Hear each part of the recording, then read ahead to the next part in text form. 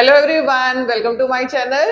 आज की जो वीडियो रहेगी वो रहेगी क्लास 12 केमिस्ट्री, ऑर्गेनिक केमिस्ट्री का चैप्टर बायोमोलिक्यूल। तो इस चैप्टर की जो प्रीवियस वीडियोस हैं उसमें मैंने टॉपिक कवर करे हैं कार्बोहाइड्रेट। कार्बोहाइड्रेट में कंप्लीट मोनोसेकेराइड, डाइसेकेराइड, पॉलीसेकेराइड। उसके बाद हमने टॉपिक कवर किया था प्रोटीन, कंप्लीट कर चुके हैं। तो बेटा आज की वीडियो के जो टॉपिक है वो देख लेते हैं, क्या करेंगे हम आज। तो आज के टॉपिक है vitamin and it's type, deficiency disease of vitamin, chemical name, nucleic acid, DNA RNA, DNA fingerprinting and last topic is mutation. बेटा चैप्टर को आगे बढ़ाने से पहले एक पॉइंट डिस्कस करती हूँ आप लोगों के साथ।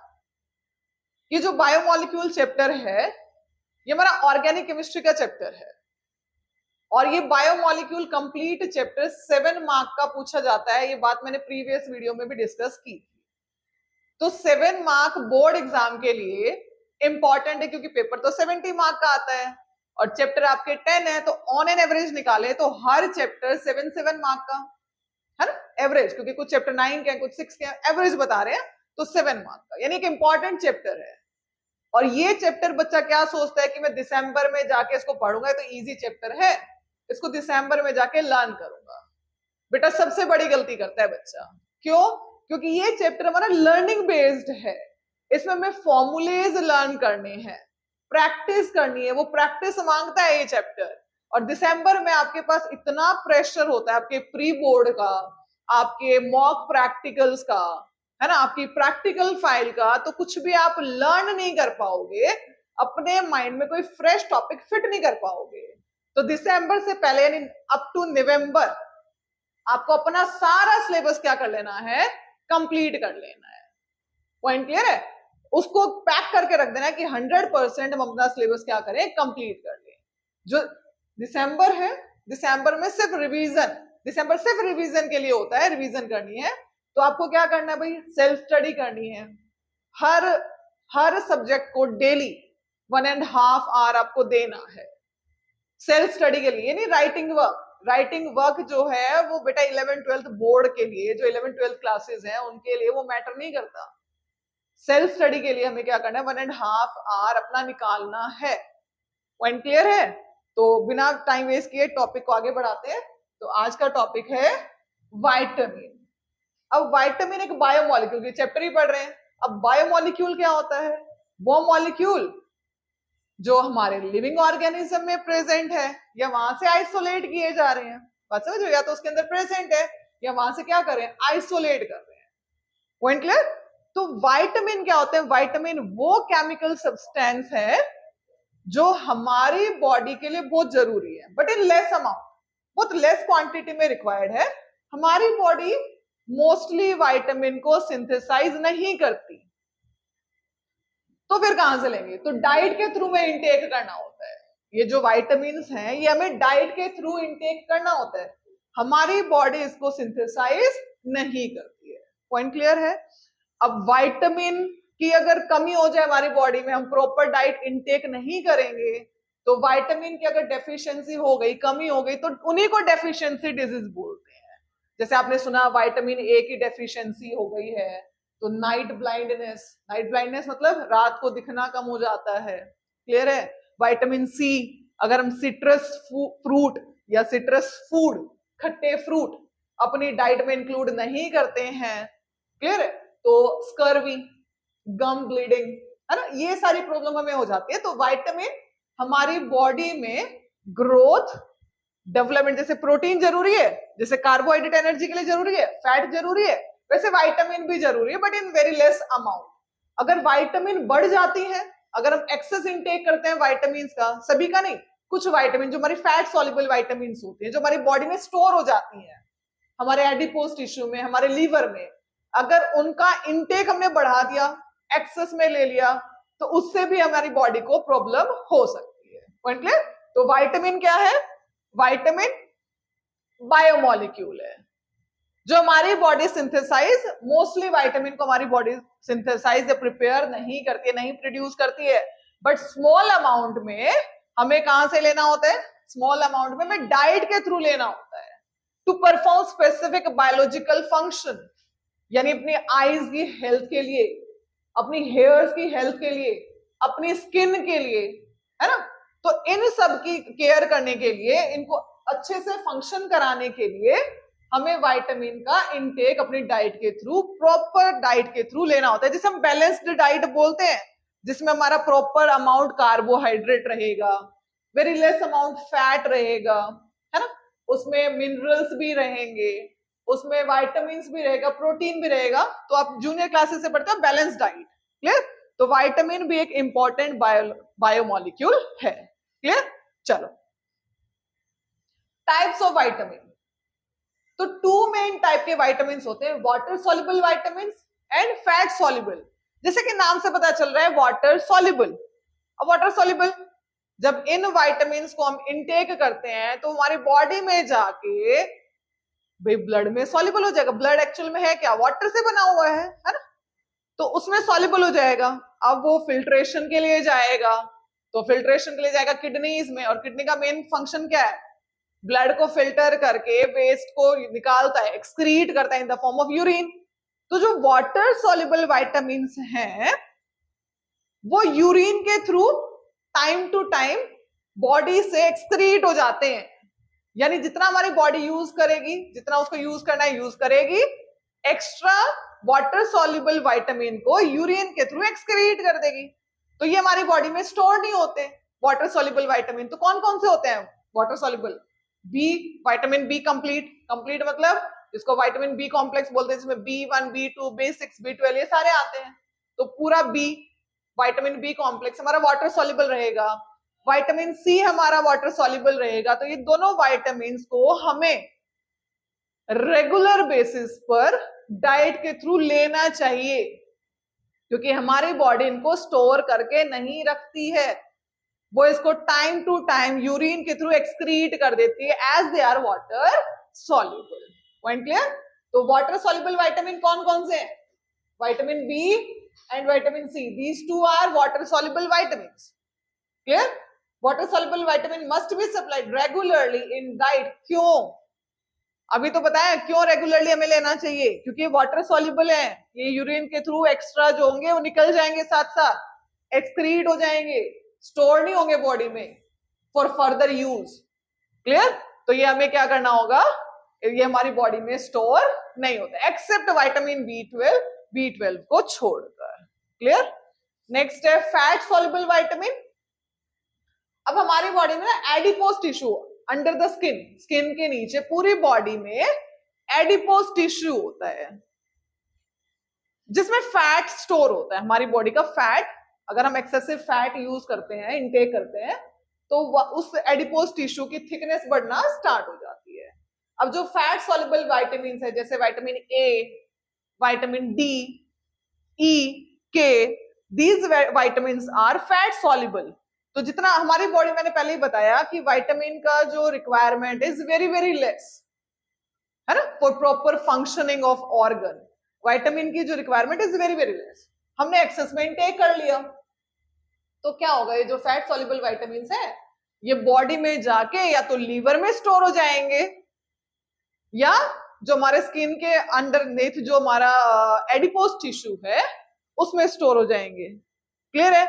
और हम डेली रेगुलर, क्योंकि ये एक्सक्रीट नहीं हो रहे हैं, जितना यूज हो रहा है उतना यूज है, उसके बाद ये क्या होना शुरू हो रहे हैं, हमारे एडिपोज टिश्यू में, लीवर में स्टोर होते जा रहे हैं, और हम रेगुलर इसको लेते जा रहे हैं।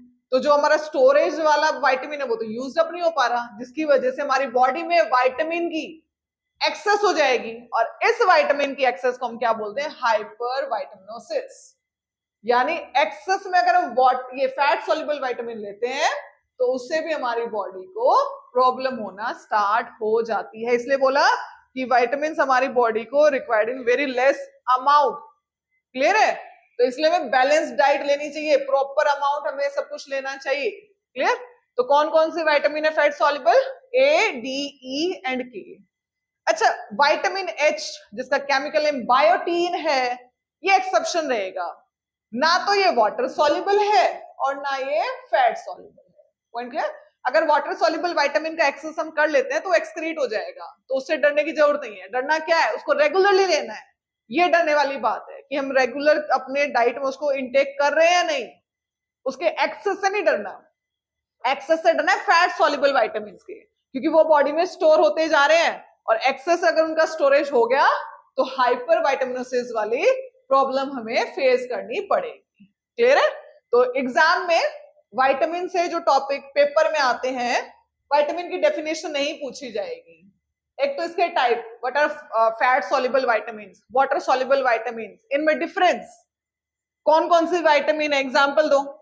फैट सॉल्युबल है ना, वाटर सॉल्युबल विटामिन के एग्जांपल दो। नेक्स्ट जो इंपॉर्टेंट क्वेश्चन है, जो बच्चे नहीं करते हैं, पूरा चैप्टर लर्न कर लेते हैं, समझ लेते हैं, बट वो वाला नई टॉपिक करते हैं, वो है विटामिन की डेफिशिएंसी डिजीज और उनके केमिकल नेम। जनरली 1 मार्क में केमिकल नेम पूछा जाता है और बच्चा उसको छोड़ के जाता है। जो अच्छे मतलब जो अबो एवरेज बच्चे हैं, उनके जब हम पेपर चेक करते हैं तो उनमें भी पूरे अच्छे न्यूमेरिकल सॉल्व कर रखे हैं, ऑर्गेनिक के सारी रिएक्शन कर रखी है, हर D block F block chapter से क्वेश्चन कवर कर रखे हैं, बट जो स्किप कर देते हैं वो क्या, केमिकल नेम नहीं आते उनको विटामिन के। तो केमिकल नेम, जैसे विटामिन ए का केमिकल नेम रेटिनॉल, ये केमिकल नेम आपको लर्न। ये जो डेफिशिएंसी डिजीज है, ये तो आप 6-7 क्लास से पढ़ते आ रहे हो, ये बच्चा फिर भी लिख देता है। यानी ये टेबल मोस्ट इंपॉर्टेंट है इस चैप्टर से, ये टेबल जो है वो हमारी इंपॉर्टेंट रहेगी। तो बेटे जैसे विटामिन ए है, क्लियर, विटामिन ए का क्या करोगे, केमिकल, जो इसका केमिकल नेम है ये लर्न करोगे, रेटिनॉल। उसकी डेफिशिएंसी डिजीज लिखी है सामने, नाइट ब्लाइंडनेस। क्लियर है? विटामिन बी, थायमीन, जो मोस्टली पूछे जाते हैं, पहले उनको मार्क कर रही हूं बेटा, थायमीन, राइबोफ्लेविन। अच्छा, आप एनसीईआरटी बुक देखोगे ना तो सबके केमिकल नेम नहीं गिवन है। क्लियर? कौन कौन से गिवन है वही जनरली पूछे जाते हैं। क्लियर? ये पूछा जाएगा, vitamin B12, vitamin C, vitamin D, इनको तो बिल्कुल नहीं छोड़ना जिनको मैंने ग्रीन टिक किया है। Vitamin A, retinol. अच्छा, ऐसे भी पूछ लेते हैं कि केमिकल नेम दिया, किस विटामिन का ये केमिकल नेम है, राइबोफ्लेविन लिख दिया, तो आपको विटामिन B2 लिखना पड़ेगा। या what is the chemical name of vitamin A, retinol, vitamin C, ascorbic acid, B12, clear, vitamin D, calciferol, these are the chemical name of vitamins. इस पे तो कोई हार्ड एंड फास्ट नहीं है, ये तो आपको लर्न ही करना पड़ेगा। क्लियर है? इनकी डेफिशिएंसी डिजीज भी गिवन है, तो इनको आप अच्छे से अपने नोट्स लिख लेना। अच्छा बेटा, जो मैं ये स्लाइड्स आपको दिखा रही हूँ स्क्रीन पर, इनमें से आपको एक भी टॉपिक नहीं छोड़ना, एक वर्ड नहीं छोड़ना। ये जो 70 आउट ऑफ 70 स्कोर करते हैं ना, ये पूरी पूरी एनसीईआरटी को माइंड में फिट करते हैं बेटा। ये नहीं कि सिर्फ बैक एक्सरसाइज कर ली और उनके क्वेश्चन कर गए और आप बोर्ड में अच्छा स्कोर कर पाओगे। जरूरी नहीं है ना कि बैक एक्सरसाइज से क्वेश्चन आए उस चैप्टर का। अगर आप चैप्टर पूरा अच्छे से रीड आउट कर लेते हो, चैप्टर को माइंड में फिट कर लेते हो, तो आपको कोई भी क्वेश्चन पूछेंगे तो आप पेपर में कर सकते हो। तो जितनी भी स्लाइड्स में दिखा रही हूँ, ये कंक्लूजन है, बहुत सारी बुक्स का कंक्लूजन है, और जो मुझे बेस्ट लगा स्टूडेंट पॉइंट ऑफ व्यू से वो मैंने इसमें डाल दिया। पॉइंट क्लियर है? आपको लगता है कि हम यहाँ के पढ़ा रहे हैं, है ना, मैंने 1 आवर की वीडियो बना दी, नहीं बेटा, ये 1 आवर की वीडियो बनाने से पहले 4-5 आवर्स में क्या करती हूँ, वर्क करती हूँ कि आपके लिए मैं अच्छे से अच्छा इजी वे में कंटेंट आपके टॉपिक से रिलेटेड बना सकूं। इससे इजी लैंग्वेज आपको नहीं मिलेगी, आई एम श्योर, ये बिल्कुल गारंटी है कि इससे इजी लैंग्वेज में आपको नोट्स जो मैं प्रोवाइड कर रही हूं अपनी क्लासेस के थ्रू, वो आपको कहीं नहीं मिलेंगे। एनसीईआरटी से भी इजी वे में रखा है और एनसीईआरटी का कोई टॉपिक स्किप नहीं किया है, तो एनसीईआरटी मस्ट है।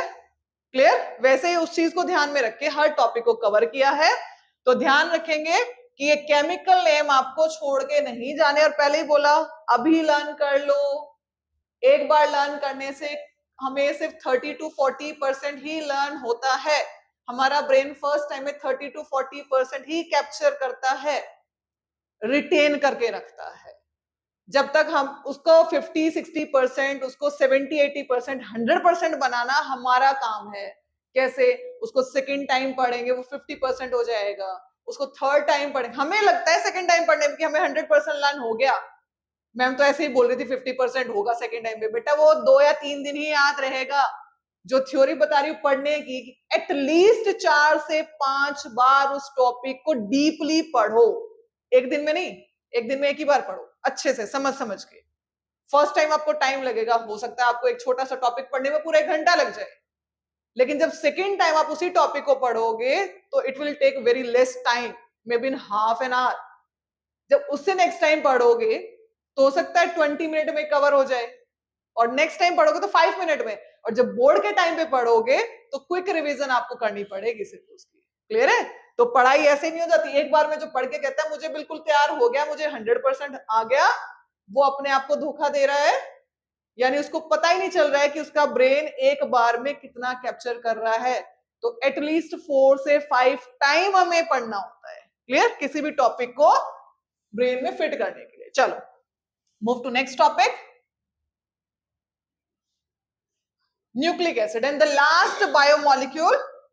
बायोमोलिक्यूल चैप्टर में हमने मेजर कौन कौन से टॉपिक पढ़े? कार्बोहाइड्रेट, उसके बाद पढ़ा प्रोटीन, उसके बाद हमने पढ़ा विटामिन, जो बहुत छोटा सा टॉपिक था जिसमें सिर्फ हमने water soluble, fat soluble vitamins पढ़े, और chemical element deficiency disease. Point clear है?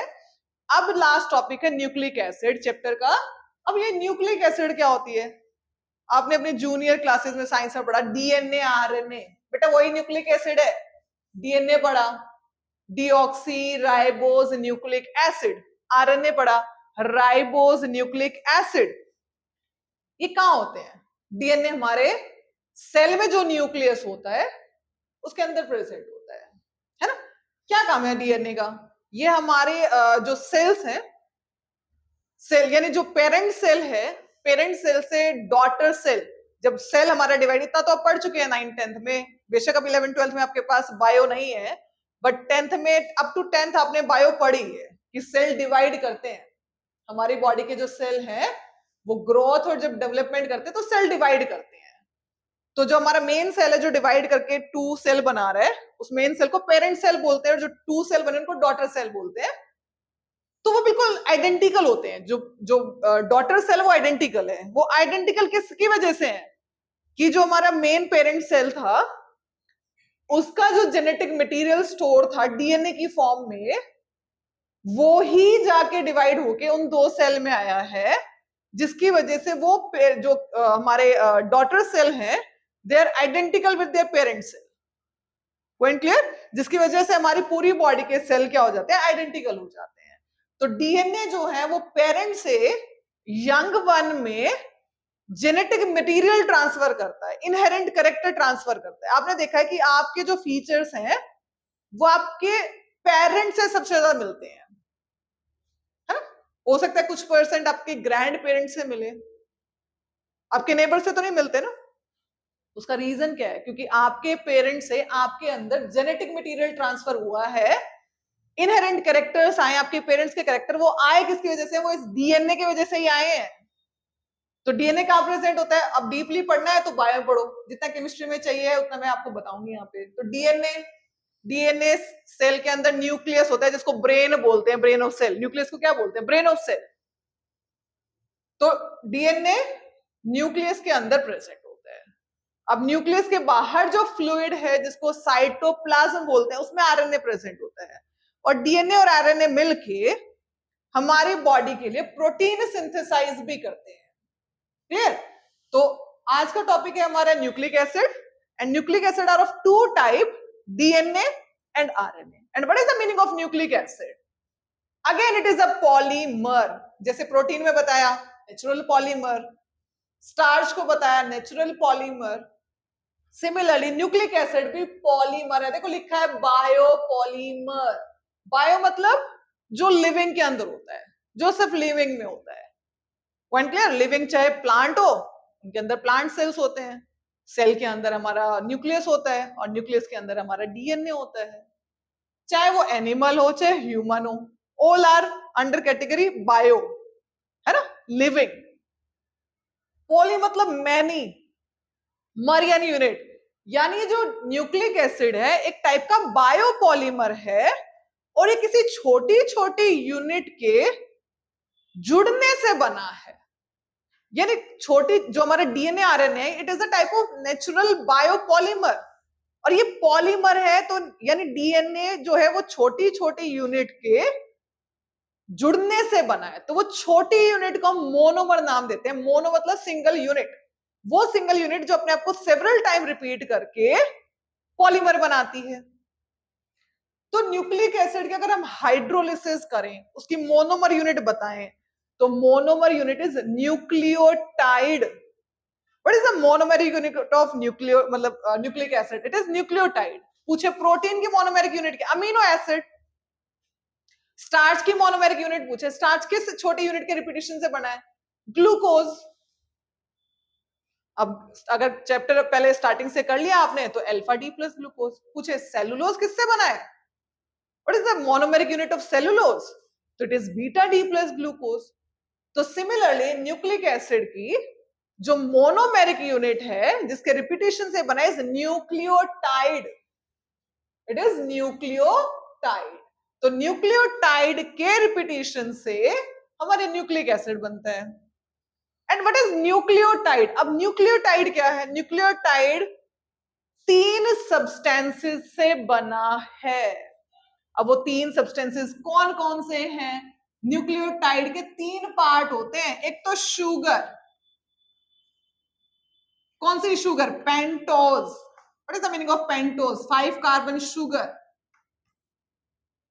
क्लियर? अच्छा, सेकेंड पार्ट इसका nitrogenous bases, heterocyclic nitrogenous bases, bases होते हैं इसके अंदर। और थर्ड पार्ट रहेगा फॉस्फोरिक एसिड, H3PO। इन तीनों के जुड़ने से बनता है न्यूक्लियोटाइड, और न्यूक्लियोटाइड के जुड़ने से बनेगा न्यूक्लिक एसिड। दोबारा देखो, न्यूक्लिक एसिड बायोपॉलीमर, इसकी सबसे छोटी यूनिट जो रिपीट करती है अपने आप को several time to form nucleic acid is nucleotide. तो आप we can also say that nucleic acid is biopolymer of nucleotide. तो आप इसको और बढ़ा देंगे, बायोपॉलीमर ऑफ न्यूक्लियोटाइड। क्लियर है? यानी न्यूक्लियोटाइड जब सेवरल टाइम अपने आप को रिपीट करता है, एक दूसरे के साथ ज्वाइन होता है, it will form nucleic acid. Clear है? अच्छा, अब न्यूक्लियोटाइड खुद क्या होता है केमिकली? इसके 3 पार्ट हैं। कौन कौन से 3 पार्ट? शुगर। अब शुगर कौन सी? वो हम डीएनए आरएनए में अलग अलग पढ़ेंगे। जैसे डीएनए नाम से पता चला, डीऑक्सी राइबोज, तो ये शुगर का ही नाम है। तो डीएनए में कौन सी शुगर हो गई? डीऑक्सी राइबोज शुगर हो गई। अच्छा, आरएनए का नाम क्या था? Ribose nucleic acid. तो उसमें शुगर का नाम क्या? शुगर कौन सी है? Ribose. This is the difference. Basis दोनों में, डीएनए में 4 डिफरेंट टाइप के बेसिस होते हैं, आरएनए में 4 अलग टाइप के बेसिस होते हैं, वो भी आगे पढ़ेंगे। और third part is phosphoric acid. Clear? तो they are also called polynucleotide. Poly मतलब मैनी, न्यूक्लियोटाइड जब बहुत सारे न्यूक्लियोटाइड एक दूसरे के साथ जुड़ते हैं, they will form nucleic acid. Clear? Each nucleotide is made up of 3 part, sugar molecule, heterocyclic nitrogen base, heterocyclic. 11th में जब ऑर्गेनिक स्टार्ट किया आप लोगों ने, तो वहां पे ये छोटे छोटे मीनिंग पढ़े थे। हेट्रो मतलब डिफरेंट, वो साइक्लिक रिंग जिसमें कार्बन के अलावा कोई डिफरेंट एटम हो, तो है ना नाइट्रोजन, नाइट्रोजन रहेगा। क्लियर? कार्बन भी है, along with carbon nitrogen is also there. Clear? तो bases and phosphoric acid. Clear है? चलो, ये डीएनए आरएनए का एक स्ट्रक्चर आपको दिखा दिया। डीएनए डबल स्ट्रैंडेड होता है, देखो ये 2 स्ट्रैंड है, अल्फा हेलिक डबल स्ट्रैंडेड होता है। ये 2 स्ट्रैंड आपको दिख रही है, देखो ये 2 स्ट्रैंड है ये। तो इस तरीके का हमारा डीएनए मॉलिक्यूल होता है। ये बेस पेयर अभी पढ़ेंगे, बेस धीरे धीरे चलोगे, लास्ट में आपको सारा समझ आ जाएगा। ये बेस पेयर है बेटा, आमने सामने बेसिस ने हाइड्रोजन बॉन्डिंग बना रखी है। ये आयरन आरएनए सिंगल स्ट्रैंडेड, ये राइबोज शुगर है इसकी, ये इसकी डीऑक्सी राइबोज शुगर है। क्लियर? ये 3 बेस जो यहाँ पे बनाए हैं, देखो वेट करो, ये जो 3 बेसिस है cytosine, guanine, adenine, these are common, ये कॉमन बेस है दोनों के। Cytosine, guanine, adenine, name learn करने, स्ट्रक्चर को लर्न करना या प्रैक्टिस करने की कोई नीड नहीं है केमिस्ट्री के लिए। ये दोनों, ये तीनों इन दोनों के लिए कॉमन है। एक एक बेस इनका डिफरेंट रहता है। आरएनए में यूरेसिल होता है और डीएनए में थायमीन होता है। क्लियर? और फॉस्फोरिक एसिड जो दोनों में कॉमन है। क्लियर? तो ये कंप्लीट आरएनए और DNA, these two are nucleic acid. तो डीएनए में शुगर इज डीऑक्सीराइबोज शुगर। कौन सी शुगर है? डीऑक्सीराइबोज। डी मतलब रिमूवल, ऑक्सी मतलब ऑक्सीजन। तो चेक करो दोनों स्ट्रक्चर में, ये फर्स्ट कार्बन, ये सेकंड कार्बन। यहाँ पे देखो सेकंड कार्बन पे OH में से O को निकाल दिया, डीऑक्सी। डीऑक्सी मतलब सेकंड कार्बन में O को रिमूव कर दिया, तो राइबोज कन्वर्ट हो गया deoxyribose. And what is the formula of ribose? It is C5H10O5। ये फॉर्मूला है। एक और O कम कर दोगे तो 4 हो जाएगा, तो इसका क्या हो जाएगा? C5H10O4। क्लियर? चलो आगे चलते हैं। न्यूक्लियोटाइड में भी रिप्रेजेंटेड है। देखो एक न्यूक्लियोटाइड, अभी बताया ना न्यूक्लियोटाइड के 3 पार्ट है। कौन कौन से 3 पार्ट है? देखो बेस, नाइट्रोजन बेस हो गया, यहाँ पे कोई भी बेस हो सकता है, एडेनिन हो सकता है, थायमीन, यूरेसिल, जो भी। थायमीन और यूरेसिल में डिफरेंस रहेगा। थायमीन है तो डीएनए कहलाएगा और यूरेसिल है तो आरएनए। शुगर रहेगी, कौन सी sugar? Deoxyribose sugar for DNA और राइबोज शुगर फॉर आरएनए। और ये फॉस्फर, ये तीनों जब एक दूसरे के साथ जुड़ते हैं तो एक सिंगल न्यूक्लियोटाइड बनता है। क्लियर? अब ये न्यूक्लियोटाइड जब आपस में ज्वाइन होके रिपीट करता है अपने आप को सेवरल टाइम, तो एक न्यूक्लिक एसिड बनेगा। क्लियर? क्लियर हुआ? न्यूक्लिक एसिड बनेगा, तो ये सिंगल स्ट्रैंड बन गई। अब ये जो बेस है, ऐसे बहुत सारी स्ट्रैंड है बेटा, 2 स्ट्रैंड के बीच में जब हाइड्रोजन बॉन्डिंग आ जाएगी तो डबल स्ट्रैंड बन जाएगा और उस डबल स्ट्रैंडेड न्यूक्लिक एसिड को डीएनए बोलेंगे। क्लियर? इंपॉर्टेंट, ये वाला इंपॉर्टेंट क्वेश्चन है। कंप्लीट हाइड्रोलिसिस कर दो डीएनए और आरएनए। कंप्लीट, एक तो सिंपली बोला what is the hydrolysis product of nucleic acid, तो आप बोलोगे न्यूक्लियोटाइड। बट बोला कंप्लीट कर दिया, न्यूक्लियोटाइड को भी तोड़ दिया। तो पहले आपको मिला न्यूक्लियोटाइड, न्यूक्लियोटाइड की भी हाइड्रोलिसिस कर दी तो 3 पार्ट मिलेंगे ना। कौन कौन से? पेंटोज शुगर, 5 कार्बन शुगर, भाई वो अलग है, डीएनए है तो डीऑक्सीराइबोज शुगर मिलेगा, आरएनए है तो राइबोज शुगर मिलेगा। तो आप सिंपली बोल सकते हो, क्योंकि नाम नहीं दिया ना आपको, बोले कंप्लीट हाइड्रोलिसिस प्रोडक्ट बताओ न्यूक्लिक एसिड का, तो आप बोलोगे पेंटोज शुगर। सेकेंड होगा आपका heterocyclic nitrogenous base, nitrogen containing heterocyclic base, जिसको नाइट्रोजनस बेसिस बोलते हैं। और थर्ड आपका फॉस्फोरिक एसिड। क्लियर है? तो nucleic acid, it is biopolymer of nucleotide. And what is nucleotide? It has 3 parts: sugar, pentose sugar, nitrogenous bases, and third phosphoric acid. Clear है? तो अगर डीएनए और आरएनए कंप्लीट हाइड्रोलिसिस करोगे तो ये 3 part आपको मिलेंगे, ये आपको लर्न करना है। चलो नेक्स्ट, शुगर इन डीएनए, अभी तो बताया डीएनए और आरएनए में शुगर क्या है, जो कि नाम से पता चल रहा है। डी का मतलब क्या है यहाँ पे? Deoxy ribose. और यहाँ पे आर का मतलब क्या है? R stand for ribose. तो शुगर क्या होगी? और NA for nucleic acid, nucleic acid, nucleic acid. तो डीएनए का अगर इसको एक्सपैंड करते हो इसका नेम, तो डीऑक्सीराइबोज। तो डीएनए में कौन सी शुगर रहेगी? डीऑक्सीराइबोज। और आरएनए में कौन सी रहेगी? Ribose. Then what is the difference between ribose and deoxyribose? Ribose having formula, ये हेवॉथ बनाया है साइक्लिक। फॉर्मूला क्या होता है? It's have formula C5H10O5। Clear? ये राइबोज है। ये O को हटा दो यहां से, ये वाले O को डिलीट कर दो, हटा दो, रिमूव कर दो, तो आपकी जो शुगर है वो राइबोज बन जाएगी डीऑक्सीराइबोज। यानी 2' कार्बन से O को रिमूव कर दो। D मतलब रिमूव, ऑक्सी मतलब ऑक्सीजन, कहां से?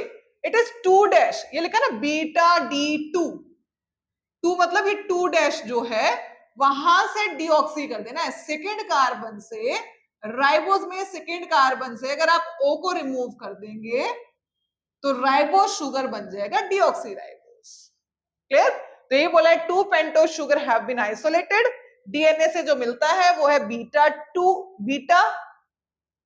बीटा एनोमर था कि C1 कार्बन पर OH हमारा लेफ्ट हैंड साइड में रहेगा। जिसने कार्बोहाइड्रेट डिटेल में पढ़ा है अच्छे से उसको ये समझ आया होगा कि अल्फा और बीटा क्या थे। These are anomer. बीटा मतलब C1 कार्बन पर OH present on left hand side. D मतलब वो तो कॉन्फ़िगरेशन है which is similar with D-glyceraldehyde। And 2 का मतलब क्या है, इस सेकंड कार्बन की बात कर रहे हैं। इस 2 पर डी मतलब रिमूवल, ऑक्सी मतलब ऑक्सीजन को रिमूव कर दो तो राइबोस जो है वो डीऑक्सी राइबोस बन जाएगा। This is the difference. Clear? और आरएनए में बीटा डी राइबोस होता है। Clear?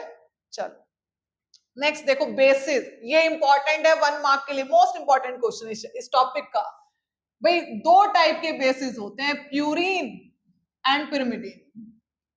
Purine base and pyrimidine. अच्छा प्यूरिन बेस कौन से होते हैं? एडेनिन, ये ए है यहां पर, एडेनिन। क्लियर? और ग्वानिन, यानी प्यूरिन बेस है 2, एडेनिन एंड ग्वानिन। ए और जी से रिप्रेजेंट करते हैं कैपिटल अल्फाबेट में। अच्छा पिरिमिडिन 3 बेसिस होते हैं, uracil, thymine and cytosine.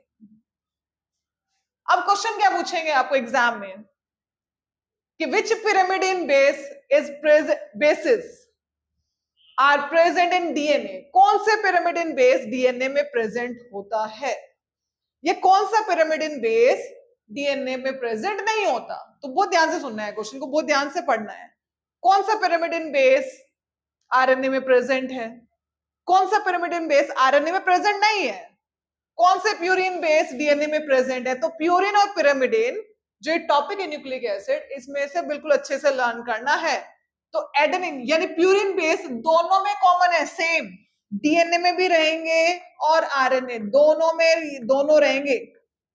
DNA और आरएनए के अंदर ये 2 बेस कॉमन है, प्यूरिन बेस, एडेनिन और ग्वानिन।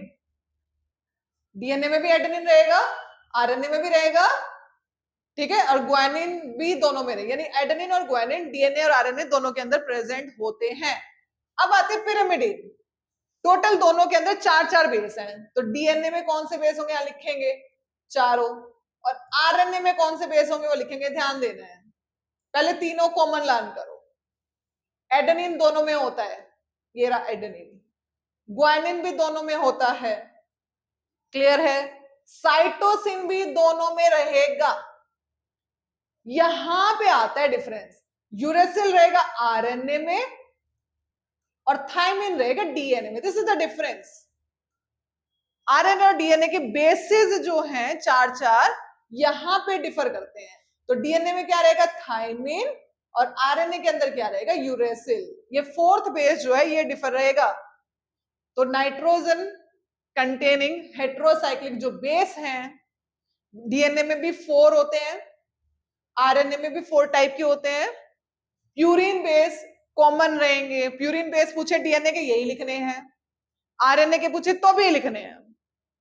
पिरामिडिन, पिरामिडिन जो बेसिस हैं उसमें साइटोसिन दोनों में कॉमन रहेगा, ये आरएनए डीएनए दोनों में रहेगा। तो डिफरेंस कहां आ रहा है, डिफरेंस आ रहा है यूरेसिल और थायमिन। यानी एडेनिन, ग्वानिन, साइटोसिन, ये 3 बेस डीएनए में भी होंगे, आरएनए में भी होंगे। सिर्फ एक बेस डिफर करेगा, वो है थायमिन डीएनए में और यूरेसिल आरएनए में। आई होप क्लियर हो गया होगा। इसको अच्छे से लर्न करना है। बोला इसके ऊपर क्वेश्चन आता है, कौन सा पिरामिडिन बेस डीएनए में प्रेजेंट नहीं होता। देखो डीएनए में ये प्रेजेंट है, ये प्रेजेंट है, ये नहीं होता तो यूरेसिल लिखोगे। डीएनए में कौन से पिरामिडिन बेसिस प्रेजेंट है, तो कौन कौन से हैं, थायमिन और साइटोसिन। पिरामिडिन बताने हैं खाली, बेसिस तो बच्चे लर्न कर लेते हैं लेकिन प्यूरिन और पिरामिडिन नहीं लर्न करते। तो इसी फॉर्म में लर्न करोगे। प्यूरिन कॉमन है, एडेनिन और ग्वानिन। जो पिरामिडिन है वो 3 है, उनमें से 2 डीएनए में, 2 आरएनए में होते हैं। एक कॉमन साइटोसिन है, यूरेसिल जाएगा आरएनए में, थायमिन जाएगा डीएनए के अंदर। क्लियर है? चलो नेक्स्ट चलते हैं। ये इंपॉर्टेंट है, बोर्ड में क्वेश्चन आया हुआ है। What is the difference between nucleoside and nucleotide? इन दोनों में डिफरेंस पूछते हैं, ये बोर्ड क्वेश्चन है। What is the difference between nucleotide and nucleoside? तो ध्यान से देखेंगे बेटा। पेंटोज शुगर, अब तो पता चल गया आपको, pentose 5 carbon sugar, ribose in RNA, deoxyribose in DNA. तो यहाँ पे वो अगर डीएनए है तो यहाँ पे 2 डीऑक्सीराइबोज होगा, और आरएनए है तो राइबोज शुगर होगा। जब राइबोज शुगर नाइट्रोजन बेस के साथ बॉन्ड बनाता है, अब नाइट्रोजन बेस भी आपको पता चल गया 4 डीएनए में होते हैं, 4 आरएनए में, कोई भी हो सकता है, मान लो एडेनिन ले लो यहाँ पे, तो जो पेंटोज शुगर ने एडेनिन के साथ बॉन्ड बनाया, तो जो मॉलिक्यूल बना इन दोनों के जुड़ने से उसको न्यूक्लियोसाइड बोलते हैं। क्लियर? अब ये जो न्यूक्लियोसाइड है ये फॉस्फोरिक एसिड के साथ बॉन्ड बनाएगा तो न्यूक्लियोटाइड बनेगा। भाई न्यूक्लियोटाइड में तीनों चीजें बताई जाती हैं, base, sugar, phosphoric acid. Clear? तो पहले न्यूक्लियोसाइड बनता है, यानी पहले शुगर नाइट्रोजन बेस के साथ बॉन्ड बनाता है, तो जब ये पहले दो जुड़े, इन दोनों के कॉम्बिनेशन से जो मॉलिक्यूल बना उसका नाम है न्यूक्लियोसाइड, उसे हम क्या बोलेंगे? न्यूक्लियोसाइड बोलेंगे।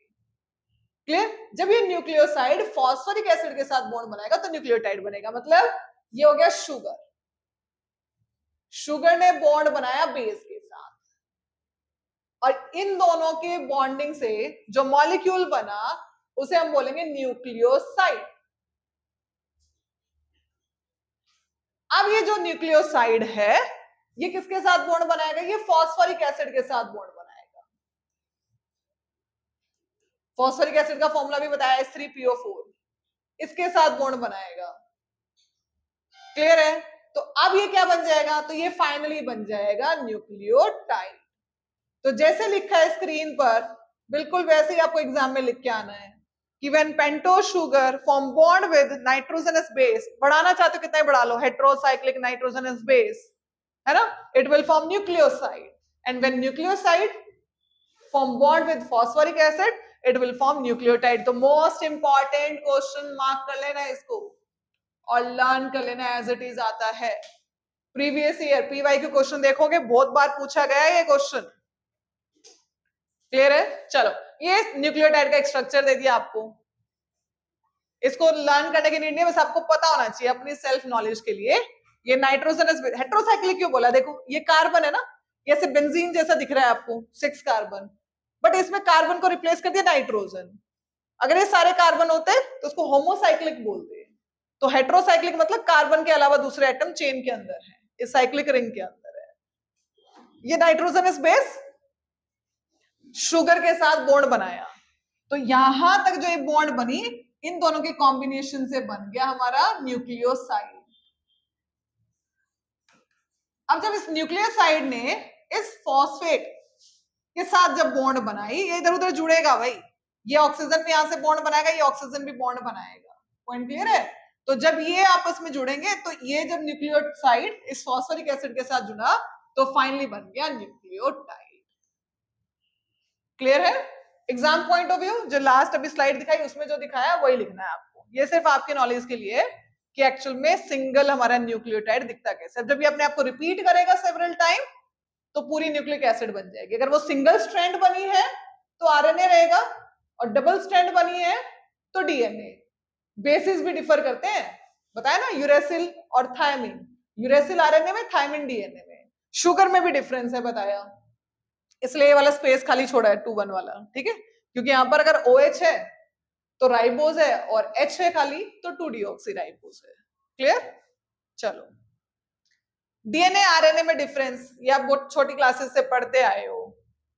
क्या है सबसे पहला पॉइंट? डीएनए डबल स्ट्रैंडेड होता है, ऐसे डबल स्ट्रैंडेड डीएनए की ऐसे होता है, डीएनए डबल स्ट्रैंडेड, 2 स्ट्रैंड होती है। आरएनए सिंगल स्ट्रैंडेड होता है। क्लियर है? शुगर, ये तो अभी ये सारे पॉइंट अभी आपको आते हैं, ये सारे हम डिस्कस कर चुके हैं। शुगर प्रेजेंट इज 2-डीऑक्सीराइबोज, राइबोज जो थी, जो राइबोज शुगर उसके सेकंड कार्बन पे डीऑक्सी कर दो, मतलब डी मतलब रिमूवल, ऑक्सी मतलब ऑक्सीजन, तो शुगर जो बन जाएगी इसको 2-डीऑक्सीराइबोज, और जो कि डीएनए में प्रेजेंट होती है। इसमें शुगर क्या है? राइबोज, नाम से पता चल रहा है, ribose nucleic acid. It occur in the nucleus, ये न्यूक्लियस से प्रेजेंट होता है, मैंने बताया न्यूक्लियस के अंदर प्रेजेंट होता है डीएनए। ये साइटोप्लाज्म, न्यूक्लियस के बाहर प्रेजेंट होता है साइटोप्लाज्म में। It has unique property of replication, replicate करता है ये। Clear? Usually does not replicate, ये रेप्लिकेट नहीं करता। उसके बाद अच्छा, डीएनए मॉलिक्यूल वेरी लार्ज, ये लार्ज मॉलिक्यूल होते हैं बेटा, बहुत लंबे लंबे मॉलिक्यूल होते हैं। They are small, generally much smaller than DNA. DNA से छोटे होते हैं। अच्छा, लास्ट ये कर चुके हैं, डीएनए कंटेन ये वाले बेसिस कौन कौन से, साइटोसिन थाइमिन, ये डिफरेंट होता है। साइटोसिन थाइमिन, ये दोनों जो है साइटोसिन थाइमिन पिरामिडिन बेस है, और एडेनिन और ग्वानिन प्यूरिन बेस है। अच्छा, आरएनए में कौन कौन से हैं, ये साइटोसिन और यूरेसिल पिरामिडिन बेस, और एडेनिन और guanine these are purine base. ये यूरेसिल डिफर करता है, देखो ये दोनों डिफर है और तीनों सेम है। क्लियर है? रेप्लिकेट मतलब, रेप्लिकेशन का मतलब क्या है यहाँ पे, अगर हम इन स्ट्रैंड्स को खोल दें, डीएनए के स्ट्रैंड को, तो वो अपनी दूसरी स्ट्रैंड जो है वो खुद क्या करेगा, रेप्लिकेट करेगा, खुद ही बना देगा। क्लियर है? इस प्रॉपर्टी को रेप्लिकेशन प्रॉपर्टी बोलते हैं। चलो आगे चलते हैं। मोस्ट इंपॉर्टेंट क्वेश्चन बेटा, two strand of DNA are complementary to each other. इसका क्या मतलब है कॉम्प्लीमेंट्री का मतलब, मान लो ये एक स्ट्रैंड डीएनए की, मैंने बोला ना उसको अगर हम खोल देते हैं डीएनए को, तो ये जो डीएनए है ये रेप्लिकेट करेगा और दो डीएनए बनाएगा। एक स्ट्रैंड अलग कर दी तो ये अपनी स्ट्रैंड जनरेट कर लेगा, ये अपनी स्ट्रैंड जनरेट कर लेगा, है ना, डिवाइड करेगा। क्लियर? अच्छा देखो, अगर मान लो मैं बोलूं इस, ये जो स्ट्रैंड है इसकी बेस सीक्वेंस, जिस जो जो बेसिस इसमें है नाइट्रोजन बेसिस, इसकी सीक्वेंस मुझे पता है कौन कौन सी है। मान लो यहां पर है,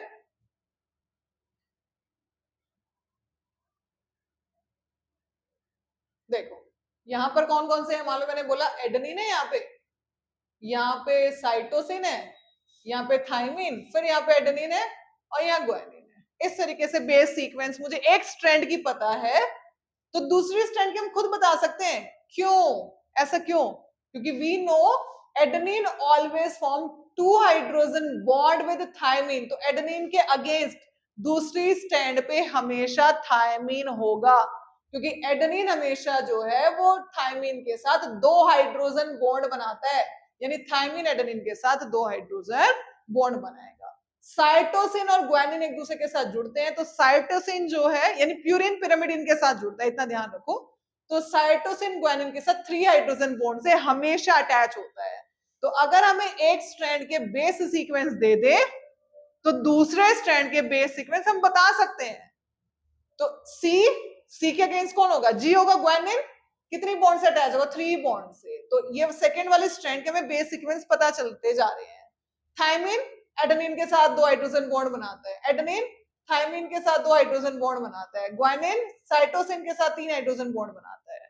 इसलिए बोल रहे हैं कि दोनों स्ट्रैंड जो है वो एक दूसरे के साथ कॉम्प्लीमेंट्री है। क्यों? क्योंकि adenine always form 2 hydrogen bond with thymine and cytosine always form 3 hydrogen bond with guanine. इसको बोलते हैं बेस पेयरिंग प्रिंसिपल, कि जो डीएनए की 2 स्ट्रैंड है इनके आपस में, मान लो यहाँ पे एडेनिन है तो ऑटोमेटिकली यहाँ पे क्या होगा, थाइमिन होगा विद 2H बॉन्ड। यहाँ पे अगर साइटोसिन है तो उसने ग्वानिन के साथ 3 हाइड्रोजन बॉन्ड बना रखी होगी ऐसे। अगर यहाँ पे ग्वानिन है तो यहाँ पे 3 हाइड्रोजन बॉन्ड साइटोसिन के साथ बनाएगा। क्लियर? तो जब ये स्प्लिट होंगी, अलग होंगी, तो दूसरी जो स्ट्रैंड है वो अपने आप इसके साथ क्या करेगी, बन जाएगी। तो इसको बोलते हैं बेस पेयर प्रिंसिपल के अकॉर्डिंग कि जो डीएनए है उसकी दोनों स्ट्रैंड एक दूसरे की कॉम्प्लीमेंट्री होती है। और वैसा क्यों है? क्योंकि adenine always form 2 hydrogen bond with thymine और cytosine always form 3 hydrogen bond with guanine. अगर एक स्ट्रैंड के बेस सीक्वेंस हमें पता है तो दूसरी स्ट्रैंड के बेस सीक्वेंस हम बता सकते हैं। क्लियर है? चलो next, function of nucleic acid. ये तो स्टार्टिंग में ही बताया टॉपिक के स्टार्टिंग में, चलो फिर भी डिस्कस कर लेते हैं क्या फंक्शन है न्यूक्लिक एसिड के। चलो देखो, DNA is responsible for the transfer of inherent character from parent to daughters, parent cell to daughter cell। यानी जो जब हमारा सेल डिवाइड होता है तो उसका डीएनए भी डिवाइड होता है। तो जब डीएनए डिवाइड होगा, वो 2 पार्ट में, डीएनए डबल स्ट्रैंडेड है बेटा, वो ऐसे 2 अलग स्ट्रैंड बनाएगा और दोनों सेल के अंदर जाएंगे, ठीक है, वहां जाके वो रेप्लिकेट करेगा और अपनी दूसरी स्ट्रैंड बना लेगा। तो जो बेस सीक्वेंस हमारे इस डीएनए में होगा वही बेस सीक्वेंस हमारे डॉटर सेल्स में भी होगा, जिसकी वजह से जो डॉटर सेल है वो अपने पेरेंट सेल के साथ आइडेंटिकल होंगे। बिल्कुल सेम प्रॉपर्टी रहेगी, सेम कैरेक्टरिस्टिक रहेगी। क्लियर है? अच्छा, DNA and RNA both responsible for protein synthesis. ये बताया था स्टार्टिंग में, वीडियो के स्टार्टिंग में, कि डीएनए और आरएनए प्रोटीन सिंथेसिस भी करते हैं। These are the function of nucleic acid. अच्छा, टाइप्स ऑफ आरएनए। आरएनए के टाइप पूछ लेते हैं एग्जाम में। आरएनए के क्या क्या टाइप है देखो। मैसेंजर आरएनए, एमआरएनए जिसको बोलेंगे, ribosomal RNA, rRNA, transfer RNA, tRNA. सिर्फ इनके नेम आपको लर्न करने हैं, टाइप्स ऑफ आरएनए। केमिस्ट्री में इतना ही है।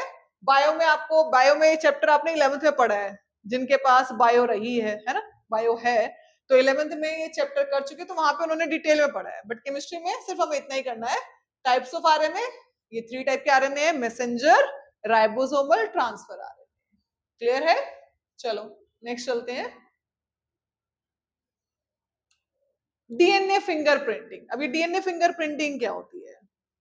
जैसे हमारे फिंगरप्रिंट्स, हमारे हैंड्स के फिंगरप्रिंट यूनिक होते हैं। यूनिक मतलब कि अगर कोई ट्विंस भी हैं, उनके फिंगरप्रिंट भी पूरे पूरे बॉडी फीचर्स उसके रिसेंबल कर रहे हैं, बिल्कुल सिमिलर है, बट उनकी बॉडी में क्या डिफरेंस रहेगा? उनकी बॉडी में ये फिंगरप्रिंट डिफरेंट रहेंगे, यानी हर इंडिविजुअल के अपने फिंगरप्रिंट होते हैं। क्लियर है? यानी ये मैच नहीं हो सकते। हाँ, ये डिस्ट्रॉय हो सकते हैं, कोई इंसिडेंट वगैरह हो जाए, कुछ एसिड वैसिड गिर गया है ना, तो ये डिस्ट्रॉय हो सकते हैं, बट ये फिंगरप्रिंट हमारे सबके क्या होते हैं? यूनिक होते हैं। सिमिलरली हर इंडिविजुअल की बॉडी में जो डीएनए है वो भी यूनिक होता है। तो कई बार क्या होता है कि बहुत सीवियर एक्सीडेंट हो जाता है और किसी जो विक्टिम है, या बोल सकते हैं कि फेस जो है पूरा डैमेज हो जाता है, तो बॉडी डिटेक्ट नहीं कर पाते हैं कि बॉडी किसकी है ना, तो वहां पर क्या होता है, उनके डीएनए फिंगरप्रिंटिंग, डीएनए फिंगरप्रिंटिंग मतलब जो डीएनए है, हमारा जो बॉडी के अंदर डीएनए है वो मोस्टली 100% तो किसी के साथ मैच नहीं होगा। 100% हो गया तो क्लोन हो जाएगा बेटा, क्लोन बोलेंगे उसको, वो एग्जैक्ट कॉपी हो जाएगा, बिल्कुल एग्जैक्ट कॉपी करेगा, है ना। तो हमारे जो पेरेंट्स से करेक्टर है वो भी 100% हमारे अंदर नहीं है, कुछ हमारे खुद के भी है ना। तो हमारी बॉडी का जो डीएनए है वो हमारे पेरेंट्स, हमारी फैमिली मेंबर से ज्यादा मैच करेगा, परसेंटेज जो है। तो उस डीएनए फिंगरप्रिंट, उसे हम क्या बोलते हैं? DNA fingerprinting. तो डीएनए फिंगरप्रिंटिंग के बेसिस पर बॉडी, डेड बॉडी की डिटेक्शन की जाती है। अगर फेस पूरा डैमेज हो गया, बॉडी पहचान में नहीं आ रही है, आइडेंटिफिकेशन नहीं हो पा रहा है उसका, तो डीएनए फिंगरप्रिंटिंग से उस बॉडी को क्या किया जाता है? आइडेंटिफाई किया जाता है। अच्छा, अब हॉस्पिटल्स में क्या होते हैं, बच्चे मिसिंग हो जाते हैं, तो पेरेंट क्लेम करते हैं तो हमारा बेबी है, तो वहां पर क्या होता है? डीएनए फिंगरप्रिंटिंग होती है, यानी उनका डीएनए मैच किया जाता है उनके पेरेंट्स के साथ, है ना, तो वो प्रूफ है बेबी डिटेक्शन में भी। अच्छा, जो क्रिमिनल्स होते हैं वो अपना फेस की सर्जरी करा लेते हैं, है ना, फिंगरप्रिंट्स भी डैमेज हो सकते हैं, बट डीएनए चेंज नहीं करा सकते ना, बॉडी के अंदर का डीएनए तो चेंज नहीं करा सकते। तो डीएनए फिंगरप्रिंटिंग से क्रिमिनल को भी डिटेक्ट किया जाता है। क्लियर? तो जैसे हमारी बॉडी का फिंगरप्रिंट्स यूनिक होते हैं, सिमिलरली हर इंडिविजुअल का डीएनए भी यूनिक होता है। तो डीएनए फिंगरप्रिंटिंग है क्या? Every person has his own unique fingerprints. जो हमारे फिंगर के टिप्स पे ये आप देखोगे ना ध्यान से, मार्क्स बने हुए हैं, तो ये फिंगर टिप पे जो मार्क्स हैं इनको हम फिंगरप्रिंट्स बोलते हैं। These occur at the tip of the finger and have been used for identification since a long time पहले, क्योंकि अब लोग उसको भी खराब मेहंदी वेहंदी लगा ली या कोई केमिकल से वो हट गया है ना, तो वो अब ये यूजफुल नहीं है फिंगरप्रिंटिंग। अब जो डीपली हम यूज करें वो डीएनए फिंगरप्रिंटिंग है, इसको चेंज नहीं कर सकते लोग अपना। Likewise a sequence of basis on DNA, जितने भी पर्सन है सबके डीएनए में जो बेस की सीक्वेंस है वो यूनिक होती है, और वो हमारी जो मैच हो सकती है परसेंटेज, कितना परसेंट मैच हुआ, 100% तो हमारे पेरेंट्स के साथ वो भी मैच नहीं होगा बेटा। तो जो मैक्सिमम परसेंटेज मैच होगी हमारे डीएनए की वो हमारे पेरेंट्स के साथ ही होगी। क्लियर? तो unique for a person, information regarding this DNA is called DNA fingerprinting. तो डीएनए फिंगरप्रिंटिंग, डीएनए का अगर हम कोई टेस्ट वेस्ट कराते हैं तो उसको डीएनए फिंगरप्रिंटिंग करते हैं। It is same for every cell and can not be alter by any non treatment.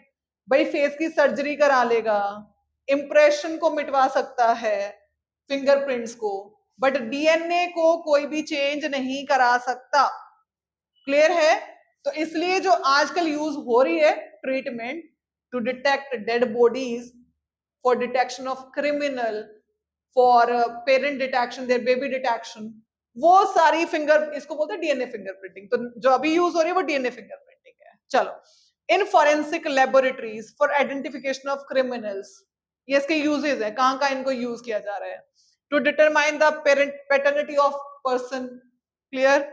अच्छा, to identify the dead bodies, अगर एक्सीडेंट में डेड बॉडी सीवियरली डैमेज हो गई है तो उसको आइडेंटिफाई करते हैं, उनके फैमिली मेंबर के साथ उनका डीएनए मैच कराया जाता है। अगर मैच हो जाता है, 100% नहीं होगा, कुछ परसेंटेज मैच होगा, तो अगर मैच हो जाता है तो वहां से उस डेड बॉडी की आइडेंटिफिकेशन पता चल जाती है। क्लियर? तो ये डीएनए फिंगरप्रिंटिंग।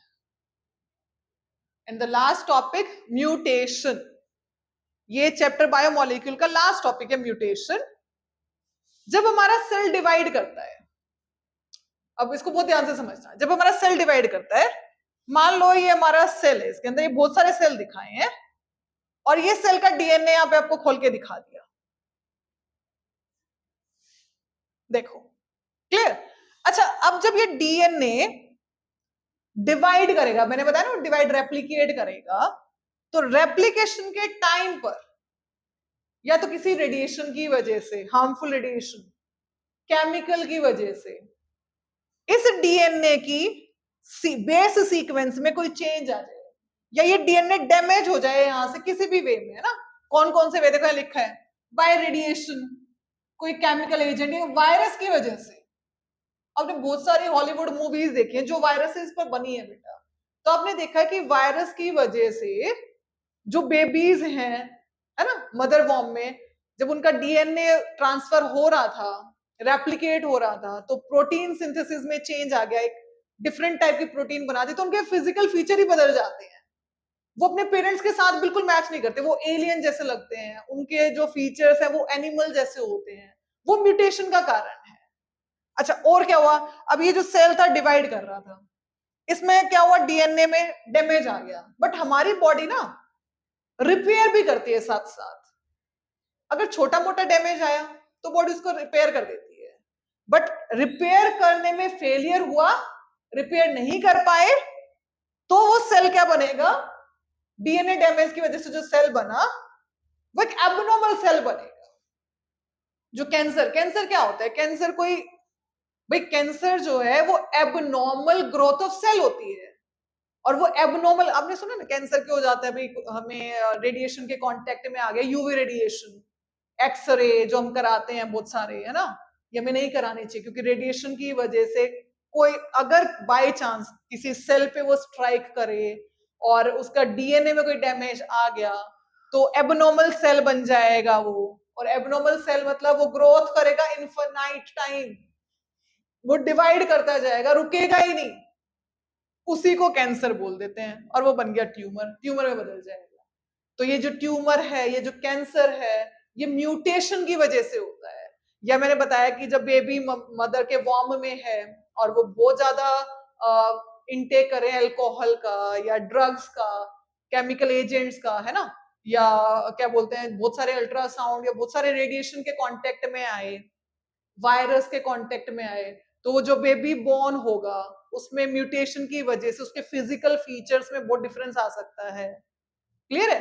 अच्छा, आपने पा मूवी देखी होगी, क्लियर, तो वो सारा म्यूटेशन होता है बेटा। तो म्यूटेशन क्या, अगर पढ़ लो, it is a chemical change, ये केमिकल चेंज है किसमें, जो डीएनए में नाइट्रोजन बेस होते हैं उसकी सीक्वेंस में, change in the sequence of nitrogen base along the DNA strand that can, भाई जब डीएनए का काम प्रोटीन बनाने का था, डीएनए आरएनए क्या बनाते हैं, प्रोटीन बनाते हैं, तो अगर ये सेल में कोई डैमेज आ गया, डीएनए में, सेल के डीएनए में कोई चेंज आ गया, डैमेज आ गया, और यहां पर वो डैमेज आया, नाइट्रोजन जो बेस है वहां पर गड़बड़ होगी, तो प्रोटीन भी तो गलत ही बनाएगा बेटा वो।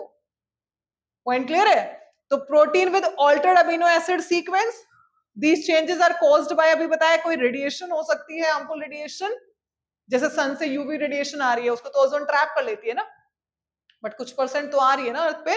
अच्छा, केमिकल एजेंट हुआ, कोई भी केमिकल जैसे ड्रग्स वगैरह हो गए, या वायरस, कोई भी वायरस हो गया, है ना।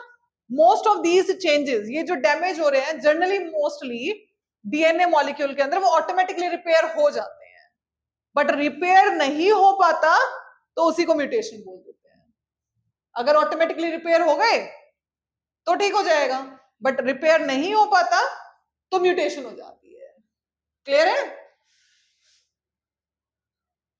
और इसी के साथ बेटा ये आपका चैप्टर यहाँ पे कंप्लीट होता है 7 मार्क का।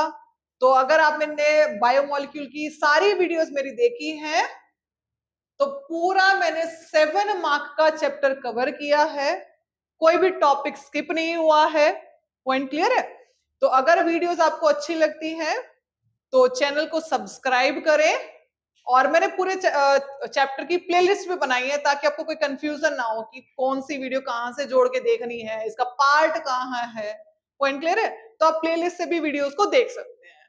और बेटा हमेशा मोटिवेटेड रहें, सेल्फ मोटिवेटेड।